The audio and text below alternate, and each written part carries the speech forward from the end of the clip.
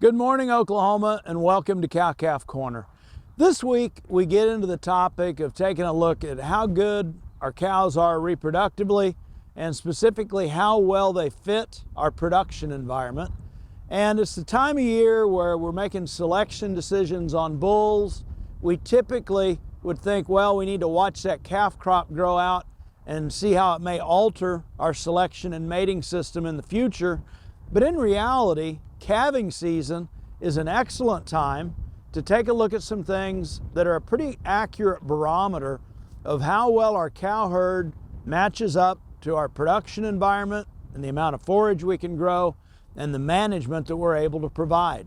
And what we refer to as calving season analysis, if we've got a good herd health management program in place and we did not provide an excessive amount of energy input in the prior breeding season,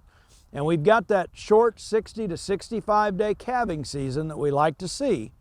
if we are seeing 70% of our cows calving in the first 21 days, about 20% calving in the next 21 days, and we're only at about 10% of the cows that are calving in that final heat cycle or corresponding calving cycle of that short calving season, it's a good indication that our cow herd, in terms of mature size and milking ability, is a good fit for our production environment. So we refer to that as calving systems analysis or calving season analysis, the 70-20-30 split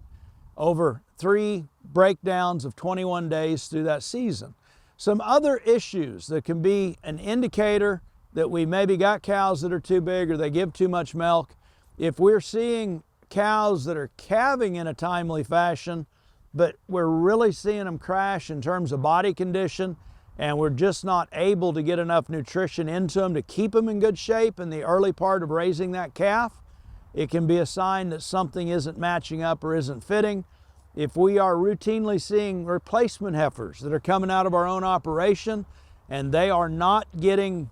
ready to breed and calve on time as 2-year-olds, or potentially over time, we're seeing more of our cow herd fall into the later part of the calving season, we may have some things to address. And so a couple of easy selection tools that we can get into in terms of trying to moderate that mature cow size or potential milking ability. If we take a look at the milk EPDs, mature weight and mature height EPDs can be an effective means of selection if we need to address some of these things.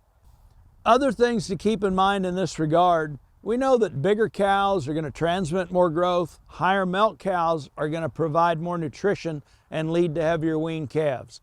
But in reality, there becomes a practical limit to how much of each of those things we can have, and ultimately, the combination of mature cow size and milk is going to show itself in the form of reproductive failure.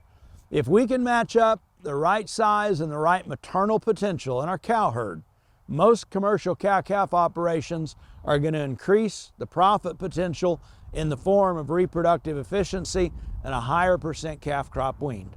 As always, thanks for joining us on Cow-Calf Corner.